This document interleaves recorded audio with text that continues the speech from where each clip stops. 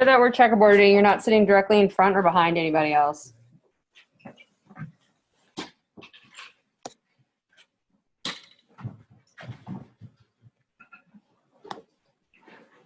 Can you guys hear me online? Thank you, Delilah. Hell yeah.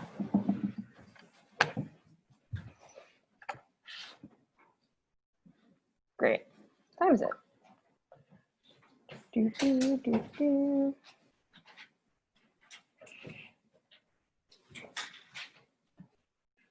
Okay.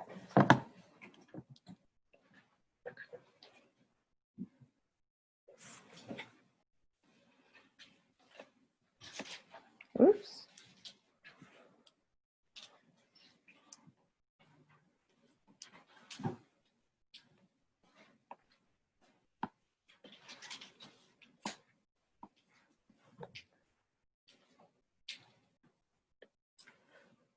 Okay, coolio. So 251, so we're gonna start. So last time we talked about completing the square, right? So, and we had a little bit of confusion on that, which is totally fine because completing the square, like, it is complicated. So I wanted to kind of review it and present another way of thinking about completing the square, right? So if we think about, we're given a polynomial that's like ax, get rid of all this, squared plus bx plus c equal to 0. Step one is we're kind of like prepping everything to make our life a little bit easier, right? So we're going to divide the polynomial by our lead coefficient, which we said was a, and we're going to put the constant alone on the other side. I don't know why we have this black dot here. Get away. So then we're going to be left with something that's like x squared plus some number times x equal to another constant number. All right, and then we add b divided by 2 squared, that quantity to each side. That's just a constant, right? We talked about what we can do to manipulate an equation to solve it. We can add the same number on either side of the equation, which is what we're doing. The reason that we choose b divided by 2 squared is so that it will factor nicely into x plus, where's my pointer? X plus b divided by 2, that whole quantity squared. That's the whole reason I chose that constant to add, is so that I would end up with x plus some number squared, because I can solve that. If I just have x plus a number plus x plus a number times x plus another number, like how we traditionally see other forms of factoring, then I can't really solve this. I don't have the zero property then. That's why we choose this unique b plus 2. So if you kind of, I'm going to scroll down here to get some empty space. What's today? 10, 9, 10? Okay, I'm going to mark this. So if I think about, if I have x squared plus bx equal to some constant, and I want to factor this so that it looks like x plus question mark squared, there's one number that can give me that, given that the number in front of x squared is 1 and the coefficient in front of x is b. And that value, that question mark, is from b over 2. And that comes from, let's leave that as question mark. If I FOIL this out, I'm going to have x squared plus question mark x plus question mark x plus question mark x plus question mark squared, right? I can simplify that to x squared plus 2 question mark x plus question mark, oh, that looks like a 2, squared. There's only one value given this that I can choose for my constant. Does that make sense? I can choose any constant if I add like plus, let's say d plus 500. That quadratic is either factorable or not factorable, or it's going to factor into a square like this. So there's only one constant that I can add to each side. So that's going to be x plus something squared. And that something here is going to be, this is b, so 2 question mark equals b. So question mark should be b over 2. And that's why we choose it in that way. And you can work it out if I do x plus b over 2, that quantity squared, I get x plus 2 b divided by 2, x plus b divided by 2 squared.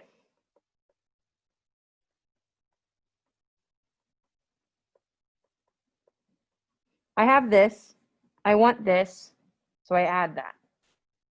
Okay?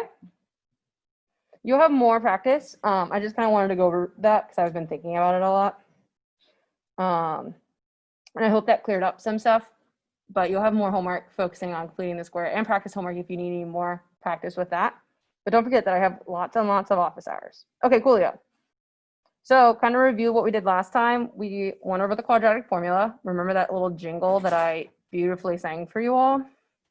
I also messed up and I forgot to record last lecture, so I'm sorry if you guys missed it. Does anyone watch the recorded lectures later on? Thank you, Mathis. Okay, you guys might want to, thinking like, want to around the test. So I'm gonna work this weekend to re-record that lecture. Obviously don't remember the questions you guys asked me in the middle of class, but I will like go through what we went through that class and re-record and talk through it some more. So I will re-record that for you guys. It's recording now, I promise. Yes.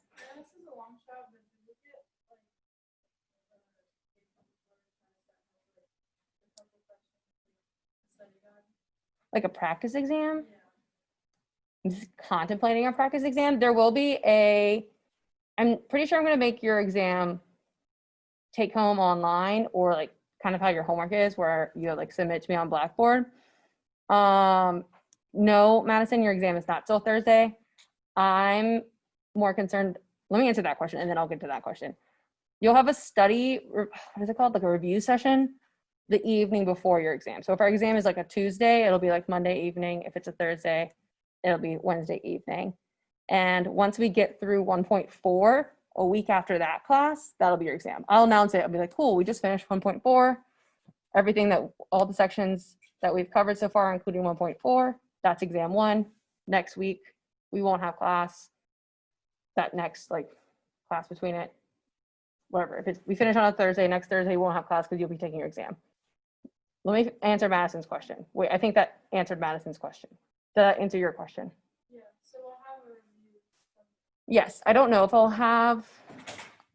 I'll make a practice exam yet, because I'm not sure of the format that I want to make your exam quite yet, because I want to make sure that I'm able to test you all your fullest abilities without just being like, here's WebAssign, you know? Mathis, what was your question?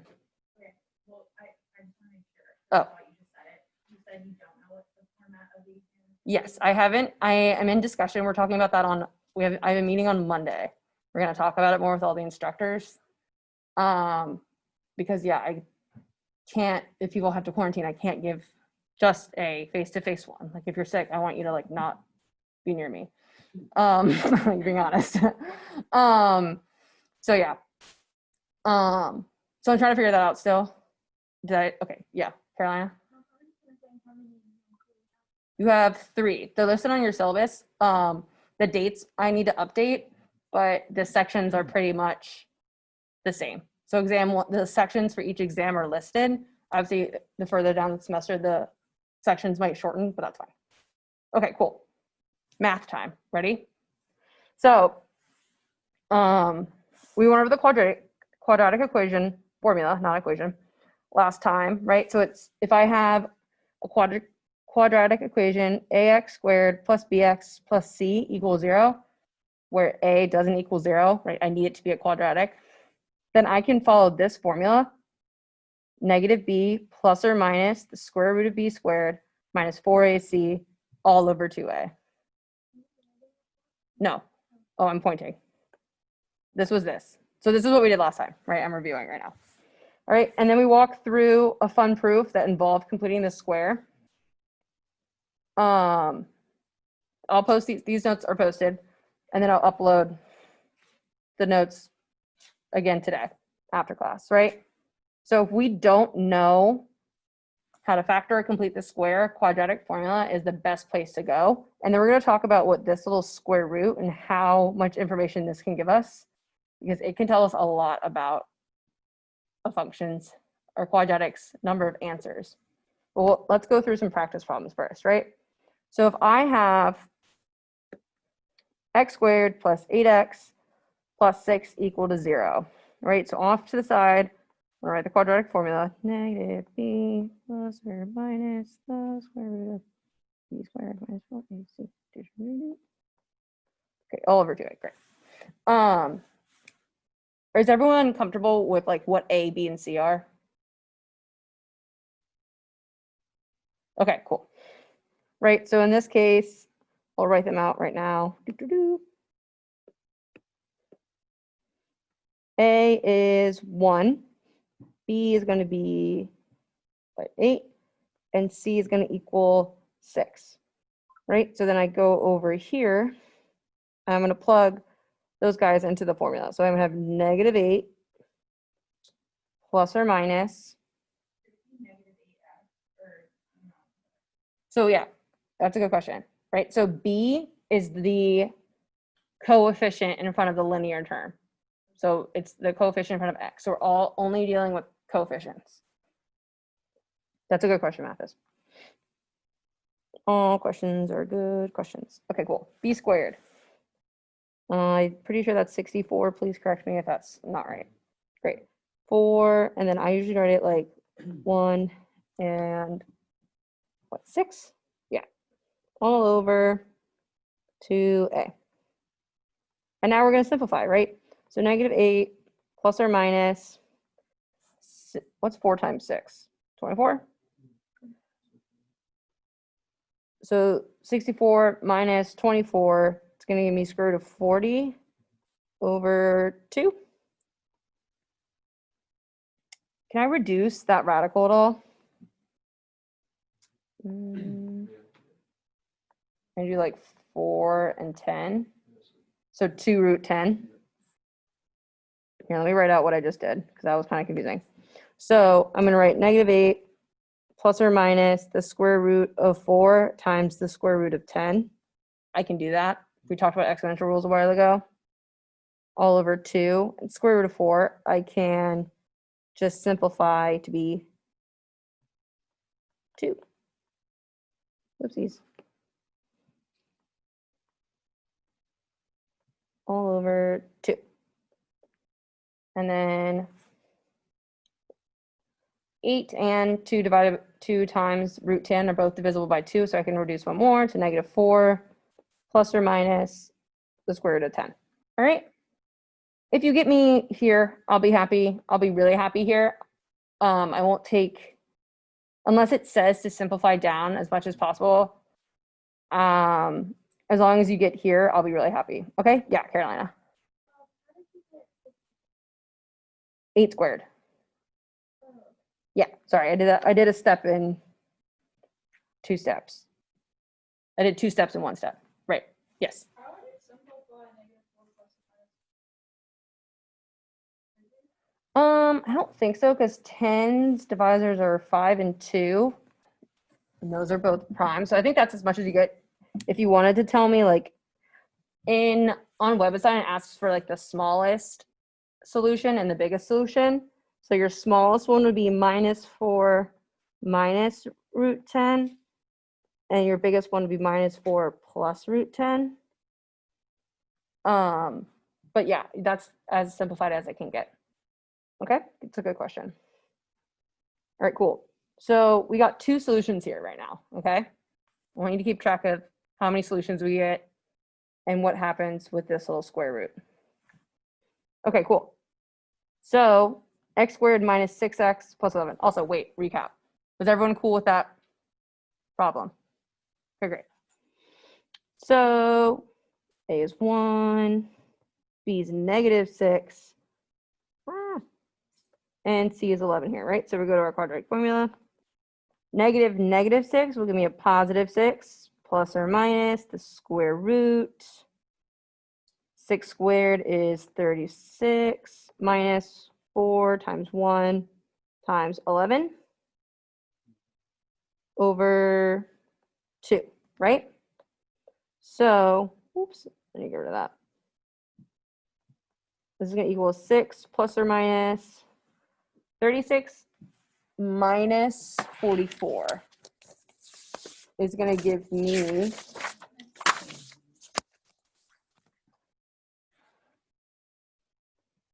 a negative 8, right? Okay, great. Over 2. What can I do now? Say it again? I can, but I still have a negative in the rational. Radical. So what happens if we have a negative in the radical when we're trying to find a solution? Okay. Right, yeah. So, right, we would get an imaginary number, right? So if I wanted to simplify this, I think I would get like 6 plus or minus 2 root 2 I. Do we deal with imaginary numbers in this class? No. So what do we say? No, that's a solution. No real solution. Yeah, no real solution. If you tell me there's no solution, I'll give you a warning the first time. If I see it again, I'm going to say that's wrong because there is a solution, but there's no real solution. All right. So far we've seen when this little square root, it's also called the discriminant. This little guy right here. We've seen where the inside is positive and where the inside's negative. So positive, we get 2 solutions. Negative, we get no real solutions. Let's go down. Okay. All right, cool. So I've done a lot of talking already, and I know like talking is like one of my favorite things to do, but I want you guys to help me out with this one a little bit. Oh, I didn't do these ones. So now I need your help because I didn't write these down in my notes. So what should we do?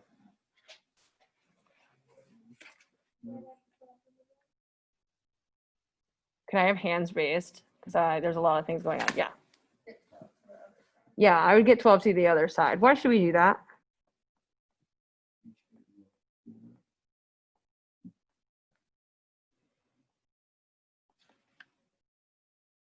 So we subtracted 12x onto the other side. Can someone tell me why we did that? Right, we wanted our quadratic to be set to 0, right, Malik? Yeah, good job. Right, if you look, I said that b was the coefficient in front of the linear term, but when I had it in this form. So I don't want you to tell me that b equals 12 here because that's not right. Okay, cool. So now what can I do? Who can tell me what A, B, and C are?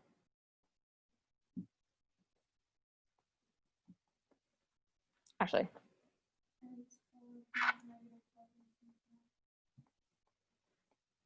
4, -12, and 9. Like pen wasn't working for a second. All right, coolio.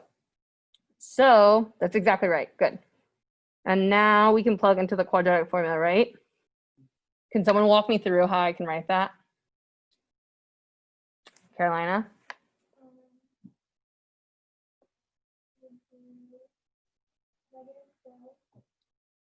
Why -12?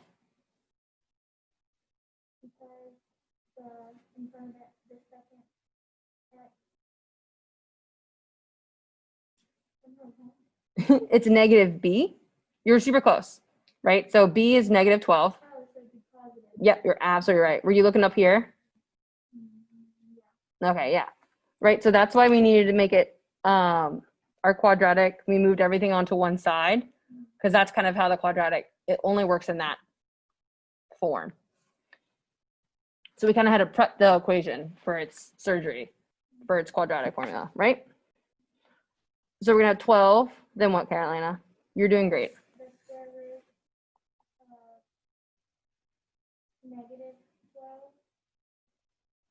So remember the quadratic, it's going to be, oh, this page is in my way. Negative b plus or minus the square root of b squared. So we want to square negative 12. Or did I cut you off before you were going to say that? Yeah, basically. Damn it, I'm sorry. That was rude of me. Carolina, what is the square root? Not the square root. Negative 12 squared. Not know what it is, like, It's 144. and then you do negative -4 times 4 times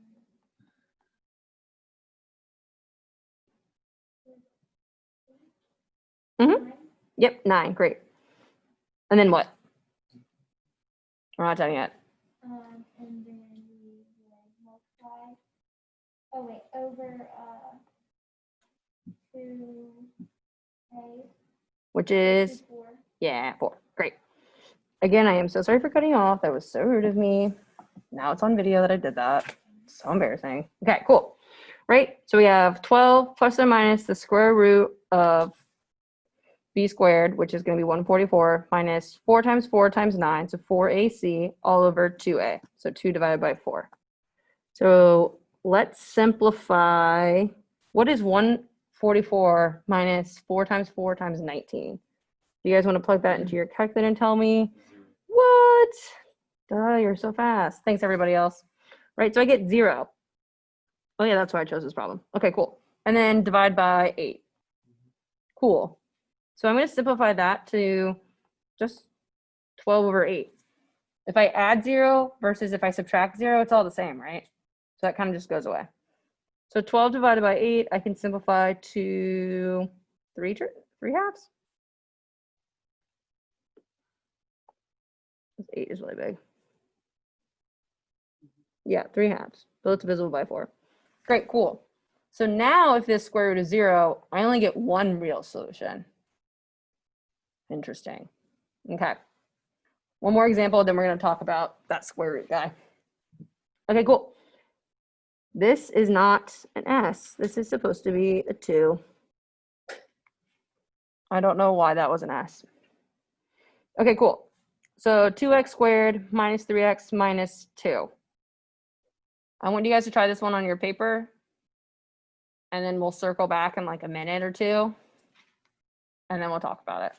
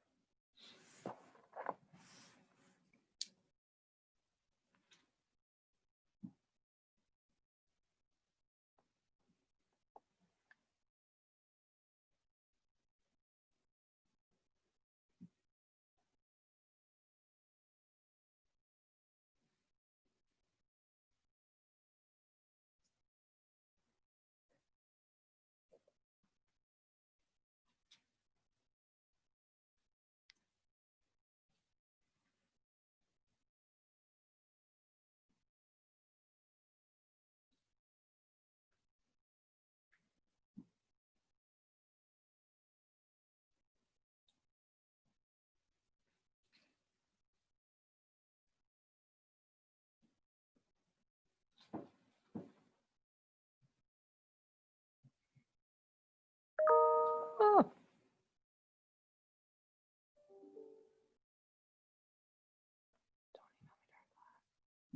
Okay. Are we veering towards the end? Okay, cool. Can someone walk me through what they did?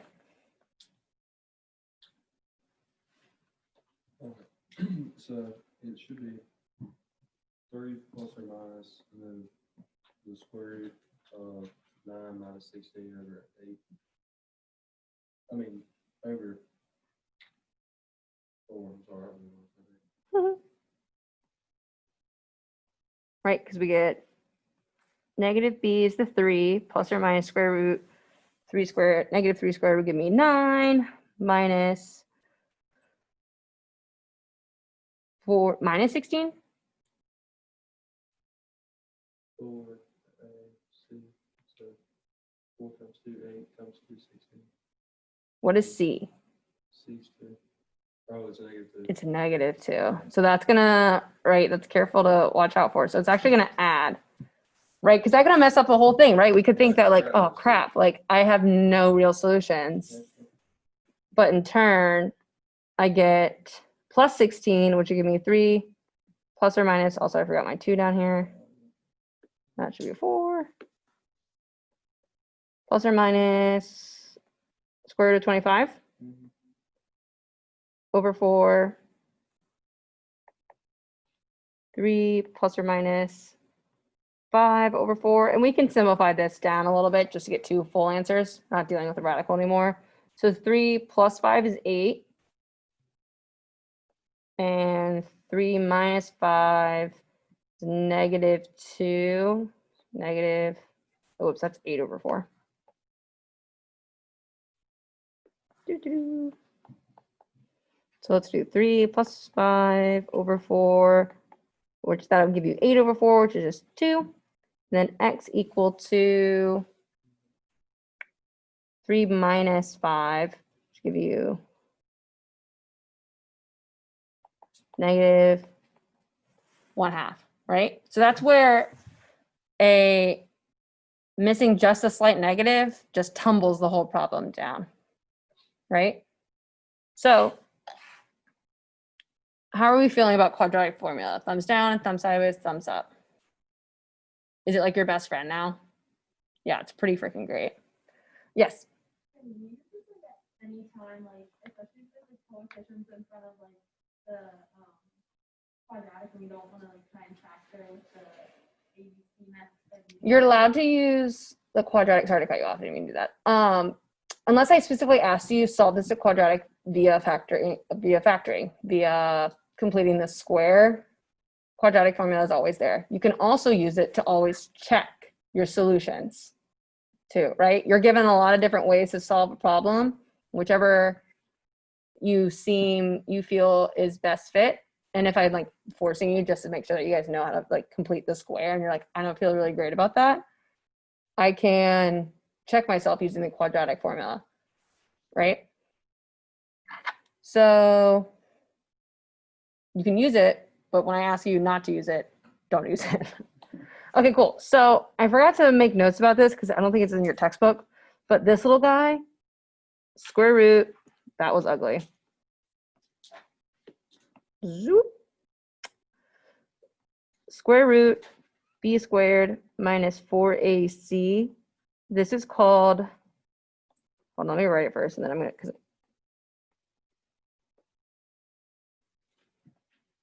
I'm also not 100% that's how you spell it. It's called the discriminant.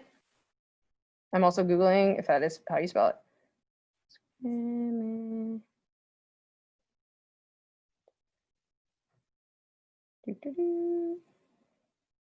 I think so. No idea. Okay, cool. It's called the discriminant.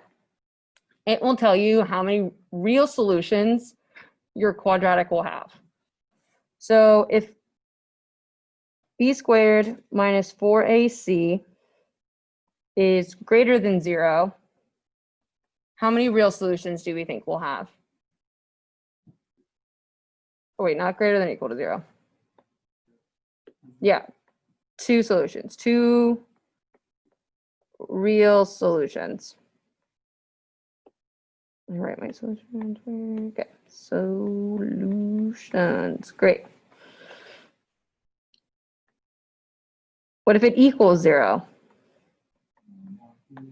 We'll have 1 real solution. And if it's negative,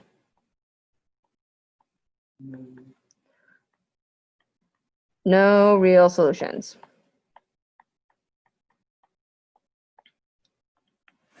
So the quadratic formula tells us a lot of information. Little bits of it will tell us different things, which is pretty cool. Okay. How are we feeling about solving quadratic equations now? Like as a whole, factoring, completing the square, and the quadratic. Thumbs up, thumbs sideways, thumbs down. Okay, cool, Leo. We guys are gonna get a lot of practice on it this weekend. So cool. Moving on. Was there any questions about quadratics? I heard a peep, so I wasn't sure. Okay, cool. How are my online friends doing? Sweet. Thank you, friends. Okay, cool. Guys, I don't know these references. Is there like a line at McDonald's? Wait, you could tell me that, I would believe it. What? Is it a line at McDonald's? Oh my God, see? Oh. Like, yeah. Yeah. Okay. He said he ate a burger basically. It sounds gross. I'm not gonna judge your taste in food though. Okay, guys, stop. Pay attention. Stop giggling. Okay, cool. Moving on to this is C.3. I don't know how to change these numbers, but act like that's a 3. Now we're solving inequalities, right? So we just dealt with dealing when things are equal. It was an equation. Now we have, instead of what we say, a little equal sign, we have 4 different options. We have the gator head eating this way. So we have greater than, less than, greater than or equal to, or less than equal to, right? So an example of what that looks like is 4x plus 7 is less than or equal to 19. So these inequalities are going to work kind of the same way of equations, but there's one more rule, and it's a very, very important rule, and it will ruin your entire answer if you forget about it. I know that sounds really scary, but I really want to stress how important this rule is. Okay, so we can still add or subtract the same quantity to each side, just like we did with an equation. If I wanted to add 20, subtract 20, move 7, I can do that, no consequences. I can multiply or divide each side by the same positive quantity. But if I multiply or divide each side by the same negative quantity, I then need to switch the direction of my inequality. So if I have a greater than sign, and then I multiply by a negative, I need to switch it to the less than sign and something like that. All right. This is the rule that I was talking about. If you forget this rule, you'll end up telling me that -2 is smaller than -5. And that's just sounds crazy, right? So like, right, we all know 2 is less than 5, but if I multiply by a negative, that's not right. So that's why we need to switch the sign when there's a negative involved, because it switches the meaning. All right, coolio. When we solve inequalities, are we just gonna get like x equals something? No, right? Since this equation isn't equal, or not necessarily equal, it has multiple, it could be greater than or equal to, I'm gonna have my answer most likely represented in a similar form, okay? So let's work through 4x plus 7 is less than or equal to 19. All right, what can I do first? Was that what you were gonna say? Yeah, subtract 7. Is my pen wrong? Oh, it's on eraser. Okay, there we go. And -7. Do I need to switch my inequality sign? No, right? There is a -7, there's a negative involved, but I'm just subtracting right now. So I'm gonna be left with 4x less than or equal to 12.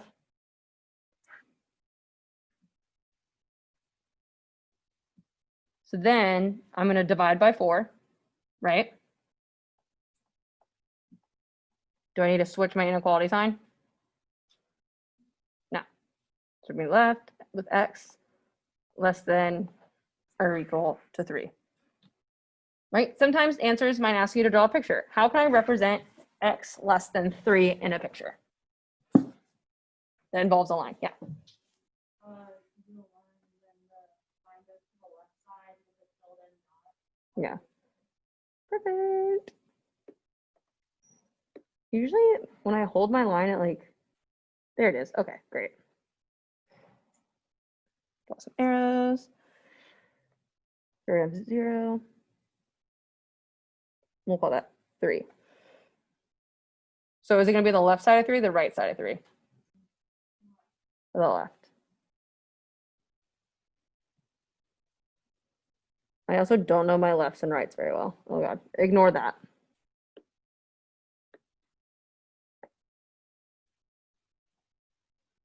Okay, perfect. And you said that we had a closed dot here? Yeah. Why? Because it's equal to, so it's including. Right, yeah. So it's including 3. So an open dot, we're not really, think of it like a cloud around 3. I'm just going to be ambiguously close to 3, but I'm never really going to be there. In this case, I can't also equal 3. Okay. Coolio.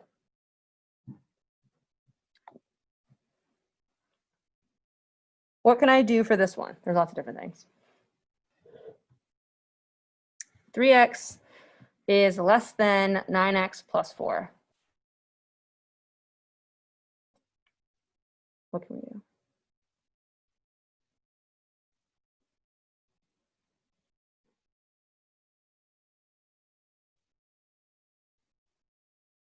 Ashley? So I can subtract 3x from each side. I'm going to be left with 0 on this side, which is totally fine. And I'm going to be left with, that's supposed to be like a super negative. There we go. What, 6x plus 4? And then what can we do, Ashley? Right, so I'll get negative 4 less than 6x. And then I can divide by 6. And I'll get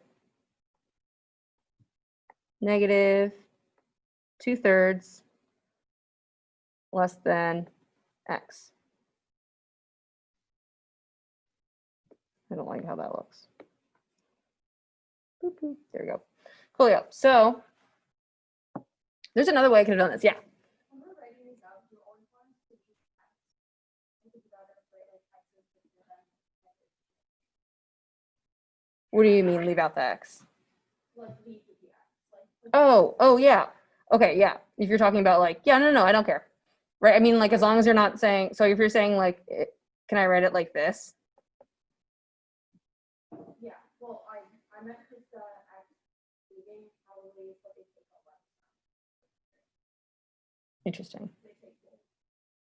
Sometimes. I haven't looked at how the questions are set up for this section yet, just for the second section, the C.2. I'm unsure if it takes a leading x. It, in my mind, shouldn't matter. Both of these things are mathematically equivalent. So I see no harm in writing it the other way, right? Like I just wrote like this. No biggie. There's a different way to do this problem. And I'm going to show it to you because that's how I did it in my notes. But it's also the reason that math is so fun because there's lots of ways to do a problem correctly. So what I did instead of subtracting 3x is I just, so I didn't have to move the 4, is I subtracted 9. So if we have 3x less than 9x plus 4, I'm going to subtract a 9x and I'll get negative 6x is less than 4. That looks weird. 1 second.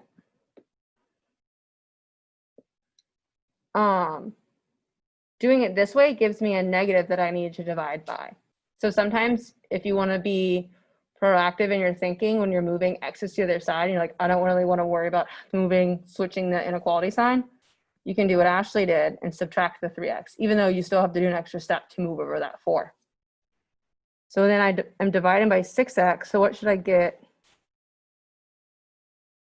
I'm going to have x, and I'm still going to have negative 2/3, but this guy is going to flip this way. Okay? Multiple ways to do one problem, but one involves flipping the inequality and one does not. All right? Coolio. How are we feeling so far? You guys are like pretty quiet. I also know it's like Thursday afternoon. Do a lot of you guys have Friday classes? Okay, I don't. So this is like my Friday right now. Right, me too, Delilah. Okay, cool. Now I have 2 inequalities going on. Oh my God. It still follows as before. What I do to one side, I have to do to both of the 3 other sides. So if I add 2 right here, I need to add 2 over here, and I need to add 2 over here. Okay? So I'll get 6 less than or equal to 3x less than 13. I didn't draw a picture last time. Oh well. Oh my God, see? Thank you, Jabira. Keeping me on my toes. Thank you, friends. So then I'm gonna divide by 3, right? It's the only thing that's kind of in my way from getting, I can't get x equals here, but I just still want x by itself.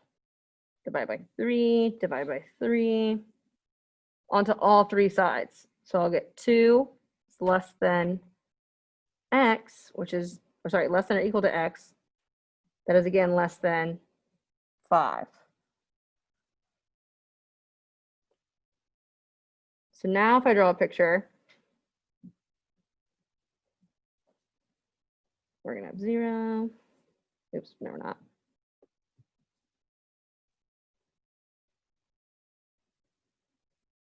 Act like those are evenly spaced. So now I'm going to be between 2 and 5. So this is kind of my interval where this inequality holds. Which circle should I fill in? The one at 2, right? Should I circle and color in the circle at 5?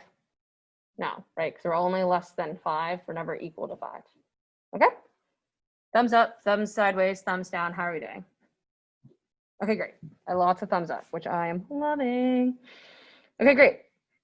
This part of inequalities is a little bit more troublesome. Not troublesome, but there's a lot more moving parts, but we can do it. We're smart mathematicians. We're gonna do great. So we just solved linear inequalities, right? We only just had x involved. We didn't have x squared, x cubed, square root of x. Ooh, sorry. We just had an x involved, right? 3x minus 2. Even though I still had 2 inequalities, that's still a linear inequality. Okay? I'm going to scroll down, Tracy. Thank you. All right, cool. We're going to use pictures a lot when we're doing this problem. It's going to help a lot more. So we're going to use our knowledge of the number line, and it's going to help us a lot. Cool. So we have a few steps for solving nonlinear inequalities. So our first one is that we're going to move all of our terms to one side, right? So that I can get my inequality to be less than equal to, greater than equal to, greater than or equal to 0. All right. The reason we do that is then we're going to solve the corresponding equation. So I'm going to disregard the inequalities that I have written and set it to be an equal to. So I should have some version of a polynomial equal to 0 now. That's why I set it equal to 0. Do an official trailer, oh my God. Can you guys see when pop-ups come up on my iPad? No? Okay, then you missed that. I had just got a YouTube notification for Dune's official trailer. And I just thought it was funny. Okay, cool. And then we're gonna solve the equation by replacing the inequalities with the equal sign, right? That's what we just kind of talked about. Then you're gonna do what's called finding the intervals. So we're gonna use the solutions from step 2 to divide the real number line into intervals, right? So like 2 and 5, negative infinity to 2, 5 to infinity. Those are like a version of intervals that we can have. And then we're going to use numbers in those intervals to test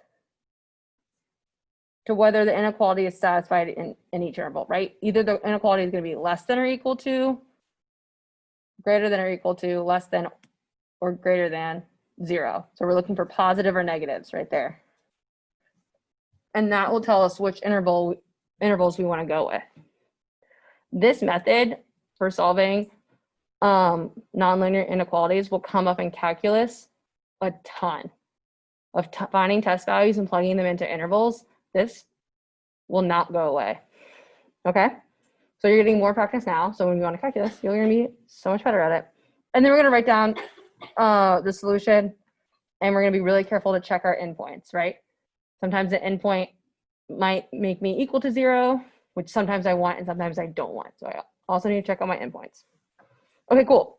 So that was a lot of talking, not a lot of mathing. So let's do an example together. So I'm going to scooch up these rules. And if you're not done writing, I do post all of these before class, usually like the day before. These are up on like Monday or Tuesday. If you ever just want to print them out, just fill them in as you go. Highly recommend. Okay, cool. So step 1, move all terms to one side. Cool. We've already done that. X squared minus 2x less than or equal to 0. Everything is already on one side. Step 2, I'm going to set it equal to 0 and solve. It's a quadratic, so we have 3 different ways to solve. So I have x squared minus 2x minus 8 equal to 0. This one looks pretty easy to factor.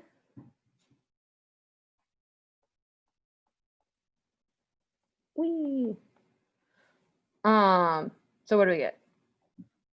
It's minus 8. So one of them is going to be negative, and then they're going to add to negative 2. So that's going to be negative 4 and positive 2, right? Minus 4 times 2 gives me negative 8. 2x minus 4x gives me a negative 2x. Cool, great.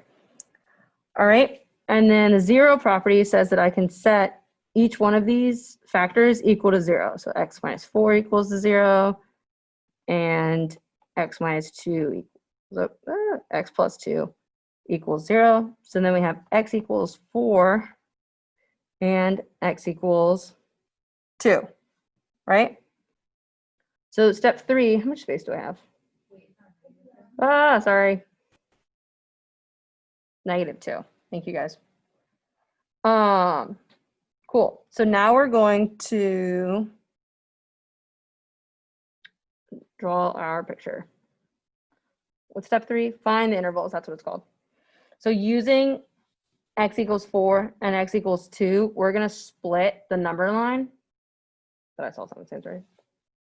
Into how many intervals will we get if I have 2 things I'm splitting up an entire interval? 3, right? If I have 2, then I have 2 like fence posts. I have 1, 2, 3 sections. So you're always going to have one more than the other than x's that you have, right? So what was that? Negative 2's down here, and 4 is right here. I think like 0's over here. Yeah, coolio. So now we've split it into our intervals. That line's not straight, and it's annoying me. So I'm now going to choose, I have 3 intervals now, right? So I need to choose 3 test numbers. So, or test values. Values. I want to choose one that's in, yeah, let's do that. this blue interval, one in this purple interval, and one in this orange interval, right? And that will tell me, since 4 and -2 is where this equation equals 0, nowhere in these spaces will it ever equal 0, so it's either going to be greater than 0 or less than 0. And then we'll talk about which ones we want, okay? So what's a number in this blue interval? Things that are less than -2. Throw out a fun number we can plug in. Carolina. Oh, thank God, yes. Thank you, -3. I usually like to do it like one above that number. Who wants to tell me a fun number between -2 and 4 we can choose? Yes. Yes, good job. You guys are so good at picking numbers. What about in our orange section? Someone say 5. Is that what you said? Woo! Great. Good job. That's what I planned for. So, you don't want to choose like 100 and make your life hard trying to figure out what that is. Gross. Don't want to do that. It's better to choose numbers closer, the smaller numbers that aren't the endpoints, just because it's easier to plug in. That's just a tip. You don't have to do that. If you really just love 100, you can plug it in. Okay, cool. So we're going to test each of these values. So when x equals -3, when x equals 0, and when x equals 5. This is something that I like to do that you guys don't necessarily like to do. I like to plug it into this factored equation just because I think it's easier than thinking of something squared and something times 2 and then divided by 8. That seems like a lot of calculations in my mind. So I'm going to plug it into x minus 4 times x plus 2. Okay? So -3 minus 4 times -3 plus 2 will give me -7 times 1. So -7. So this number is, oh, just kidding. Oh, that's -1. +7. I also messed that up in my notes. Okay, great. Coolio. So greater than 0, right? So what I like to do is I also would like to write like +7. So that means that anything that's less than -2, these are going to give me positive values in my equation. I'll draw a little positive over it. Some people just draw like a big positive and they're fine. Little positives, pretty cute. All right, so now if I plug in 0, does that make sense? Here, I skipped over that. Does that make sense that just by testing one value in this interval that everything else in that interval is also greater than 0? Thumbs up, thumbs sideways, thumbs down on that. Yes, that makes sense. No, that doesn't really make sense. Okay, cool. So the reason that we'll get more into like kind of what graphs look like and everything. If you think about this equation on the number line, it might be like doing something like this. Here is -2, here's 4. Since this is the only place where that equation equals 0, if I'm a negative number, if I'm going to add a negative number and then that equation goes up to a positive number, I have to hit 0. I can't just skip over 0 because this function, this is talking about a lot of things that we haven't discussed yet. Polynomials like this are continuous functions. I draw it and I'm not picking up my pencil at all. So if I'm down here and I'm going all the way up here, I can't pick my pencil up and I have to hit 0. So since -2 and 4 are the only places that this equation equals 0, nowhere in here can have a different sign than something next to it. Does that make a little bit more sense? I used a lot of big words. Are we feeling a little bit better? Can I have thumbs? Okay, cool. It'll make a little bit more sense the more we get to talk about continuous functions and different types of functions, things like that. But since this is the only place that these things equal 0, if I have a positive number, if I'm, so positive 7 over here, I can't have a negative number without crossing 0, and that's only going to happen at -2 and 4. Okay? So if I have x equals 0, I'm going to plug that in, and I get 0 minus 4 minus 0 plus 2, which gives me not a number that I got right, minus 8, -4 plus 2, and that one's less than 0. So now we're going to draw all these little minus signs and tell me that between -2 and 4, I'm only going to have negative values. Okay? So we're almost done. We're going to do it for 5. So 5 minus 4. 5, that's not an S, it's a 5, plus 2. And I get 1 times 7. And so again, I get positive numbers.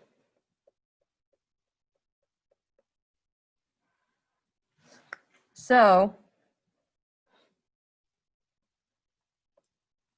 I found my intervals. I used my test functions, my test values, to decide whether the inequality is satisfied in each interval. We haven't got there quite yet. So I've now split my number line into 3 different intervals, and now I need to look back at our original equation, specifically this guy, to see what interval it's satisfied in. So if I'm looking for something that is less than or equal to 0, I'm looking for something that's positive or negative. Negative, right? I don't know sign language, and I wish I did. It's going to be negative, right? So what interval do you guys think that's going to be? You can raise your hand or you can just tell me.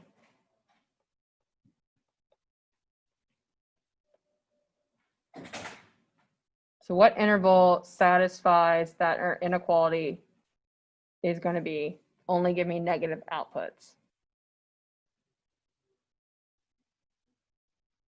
Can someone say it a little louder, whoever said something? Or do you want to?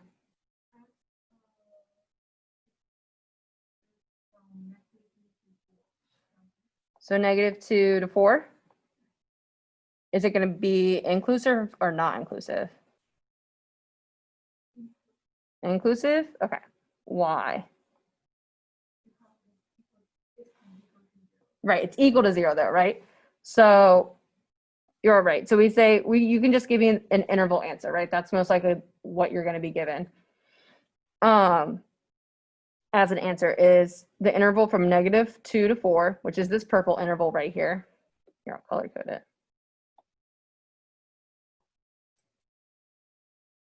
Colors. Okay. Right. So we wanted values of x such that this quadratic gave us a negative or 0 solution. Well, from doing all these test functions, I found out that this purple area between -2 and 4, that had 1 negative value. Since I'm not crossing 0 out inside of that interval, I can only have negative values. So that's how we get -2 and 4. The reason that we have brackets is because it's a less than or equal to situation. Yes. So I'm like confused on why we do the test values, because to me that's right with the x equals greater than so like What do you mean least to greatest? -2. What do you mean? I'm just trying to understand it a little bit. I just like want to understand like why we have to do this test. Because we want to see, because what if I gave you, like, it wasn't, oh, it's annoying me. There we go. Boop, boop. What if I give you it switched?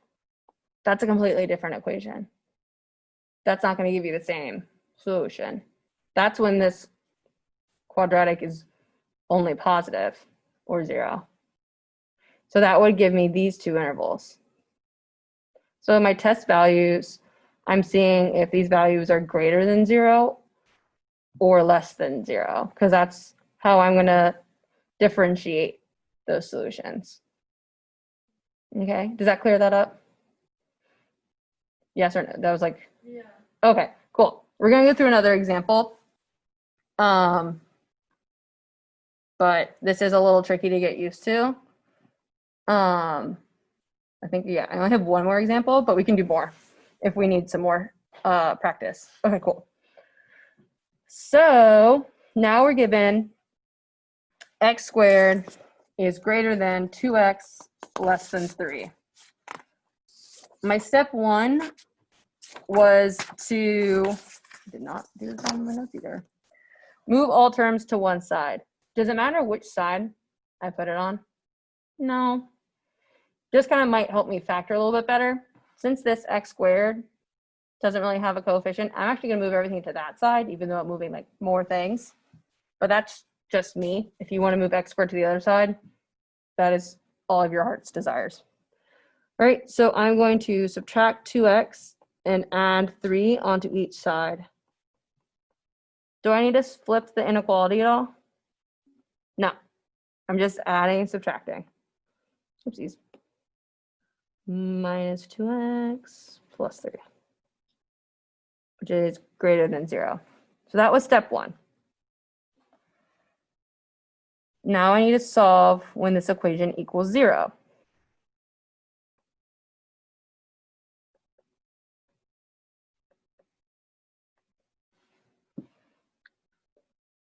So what I'm going to do right now is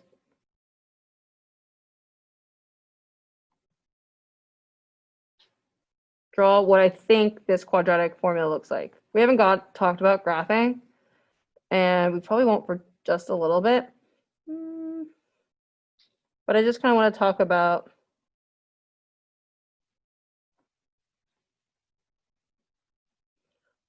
kind of give you like a graphical representation. Quadratics look like a bell, right? Either an upside down bell, somewhere centered like that. So ours probably looks something kind of like this, right?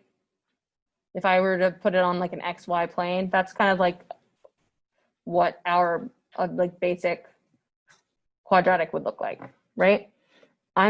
This inequality, if we're asking where x squared minus 2x plus 3 is greater than 0, is asking where this line is above the x-axis. So if I'm just looking at it, I'm above from all the way over here until now I'm negative, and now I'm positive. So let me go back and draw that. So here is our quadratic, my parabola. And then this purple lines right here are when my graph is above the x-axis or greater than 0, right? And these kind of go off and forever, but they don't ever cross the x-axis again, because I've already found the only two spots it does. Okay? So that's kind of what we're trying to find, is finding this interval and this interval. Before we were trying to find where it was less than 0. So we found this interval. Does that make a little bit more sense?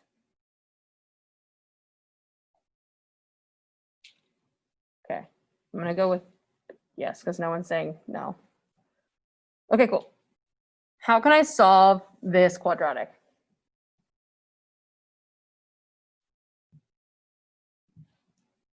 Carolina.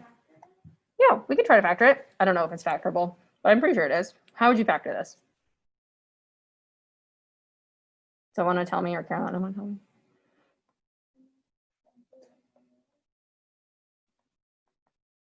So we want two things that multiply together to give 3, and then add to -2. Let me check in my notes.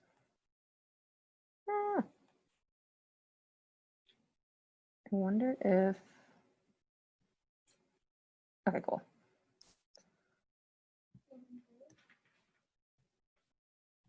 1 second.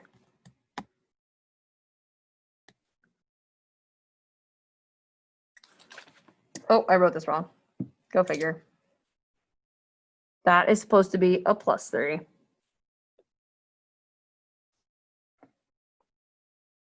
Sorry.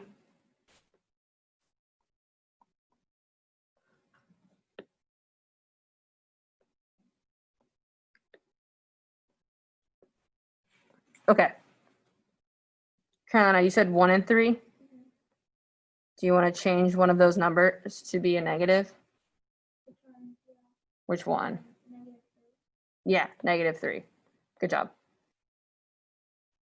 Great. Now I'm going to solve. So I'm going to get x equals -1 and x equals 3 by setting each of those factors equal to 0 and solving.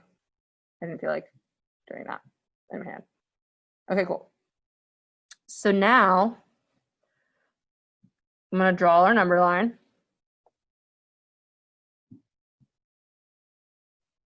So -1, 2, 3.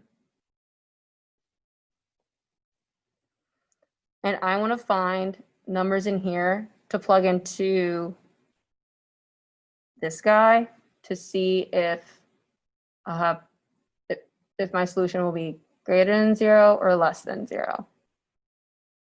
And then we can talk about our solution in a second. So what's a fun number that's less than -2?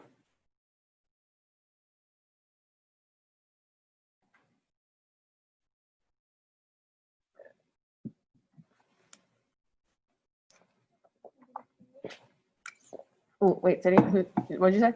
You say less than -2? -1. Oh, -2. Yeah, let's do -2.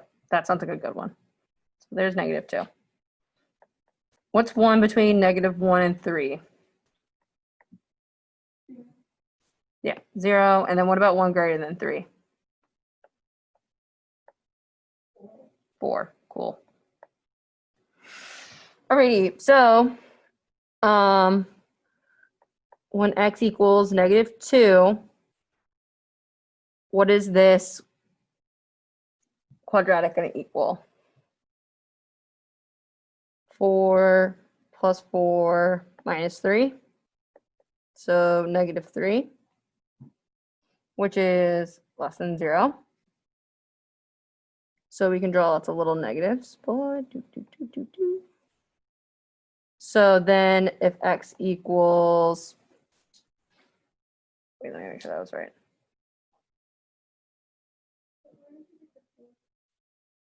2 squared, hold on. Malfunction. Oh, whoops. I thought it was -4. Sorry, this is not supposed to be 3. It's supposed to be 5. There we go.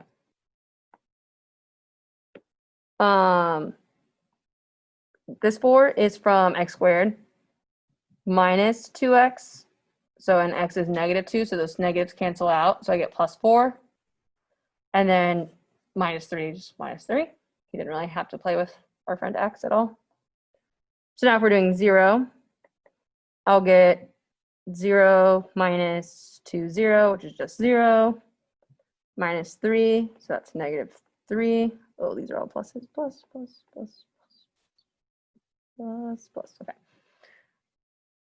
So that means that since x equals to 0 gives me a negative value in my quadratic, every number between -1 and 3 will also give me a negative number.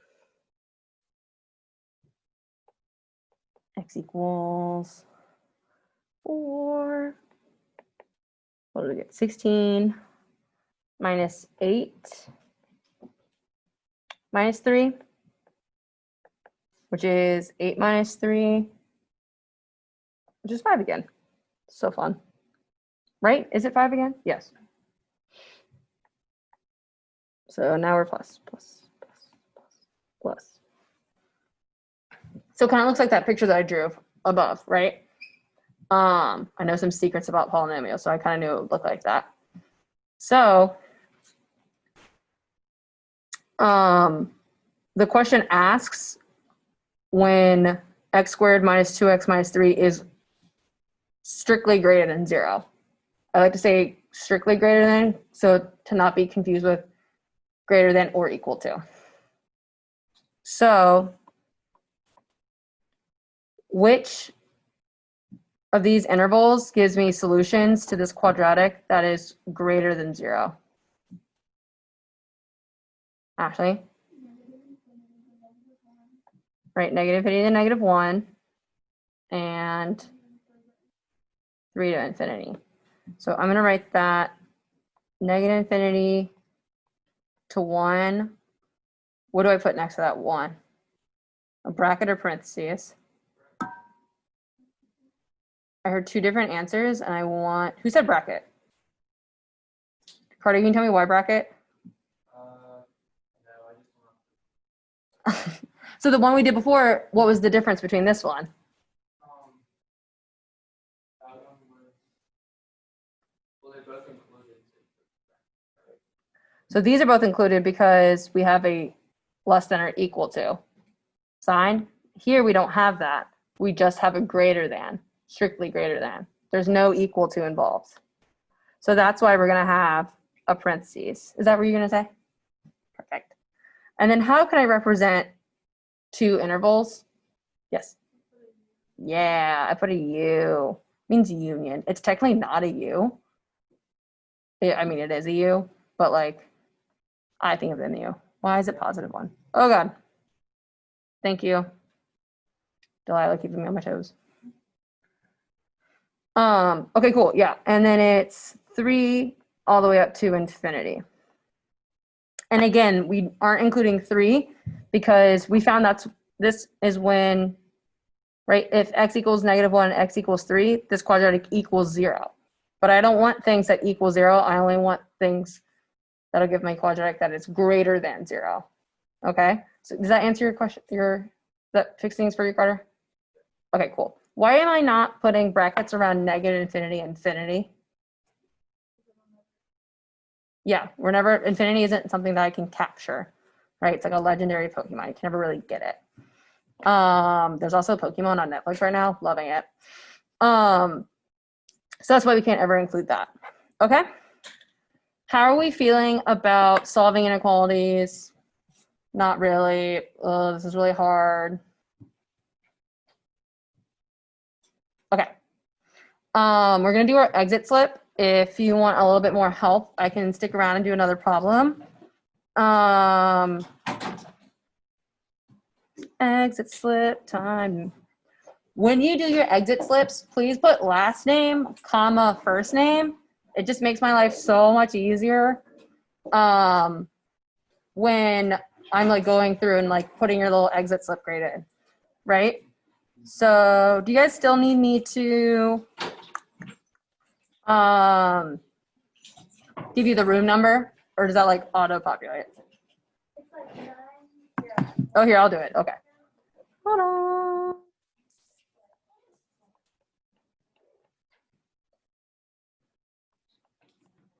So it's my last name in all capitals, 943, all continuous, no spaces.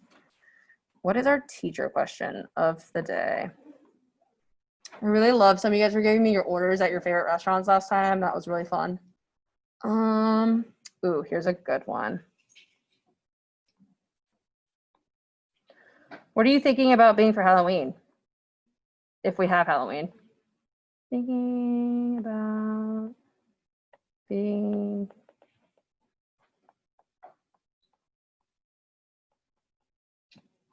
Please make it appropriate. I don't want to see anything inappropriate. Right? And then once you guys complete that, I will see you guys next week. Do you have any questions? Yeah. I just accidentally answered the teacher question on the what did you learn today. You can switch them, yeah. Yeah. I see it a lot. And then you guys like in the last question, you're like, oh no, I already answered this question. Sorry. And it's pretty funny. Homework will be posted in the morning. Have a relaxing night from math. Of course.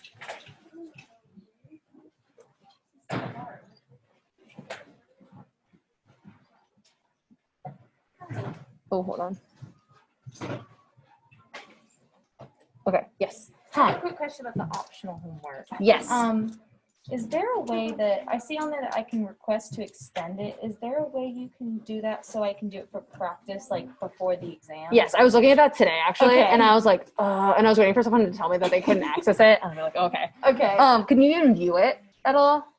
Do you know? The problems, yes, I think they give you the answer with it. Okay. So well, it that's just fine. says like you've done it Yeah, wrong. I will extend it. I think I wanted it to be like due by your. Oh wait, no, I can totally make it due like the exam, like Yeah. final. So yeah, I will do that. I'll go in and change it. I was Okay, thinking about doing perfect. that, but yeah, thank you for Yes, asking me thank because now I you. definitely will. Hi, friend. Where can you find tutoring? So Like there's. this, like it's not this stuff. It's like the stuff we learned like in the beginning and stuff. Mhm. Like homework number 1, I still haven't been able to like really grasp it. Right. So that's a really good question. I'm glad you're bringing it up to me like now instead of like Right in before the December. exam. So there's something called the Math Tutoring Center. Okay. I Google like Math Tutoring Center USC, and it'll kind of yeah. So it's okay. There's lots of different instructors in there. I'm in there tomorrow at like 10 a.m. Okay. We just kind of sit there. It's on Blackboard, and then like I have office hours. Are you busy during my office hours at all? It's Monday and Wednesday, right? From 12 to 2. Yeah. I usually work out then, but I cannot work out. I mean, I also love a Yeah. good constant workout Yeah. schedule. I work out between 11 and 12. So like I'm Yeah. sometimes late to my own office hours. This is all there front. So we can also set up like different times too to go over I'm stuff. not gonna let working out. Well, it's up to you. So we can you can come to office hours. MTC hours are like 5 days a week from like 10 to 3. MTC hour. They're called the Math Tutoring Center. Oh, I call it the MTC. Sorry, I talk fast. you're fine. So, and then there'll be all types of grad students in there that'll help you. Okay. So, and then they'll list people there too, Math if you like tutoring center. Math Tutoring Center. I was just telling you my phone was dead. Oh, So I have to do the exit. oh, okay, yeah, I keep it open for like an hour or so. Okay, perfect. So like, Julia, I'll leave it open like super late too. Just remember to do it. Yeah, I will. Hi, friend. I just wanted to make sure you got my homework. I did. I'm so sorry. I think I put like- a grade in for it this morning. Okay, yeah. Were you able to do the second homework? That's what I wanted to talk to you about. Okay, cool. I Wait, let me stop recording. Oh. I like don't want people to know. How'd you know?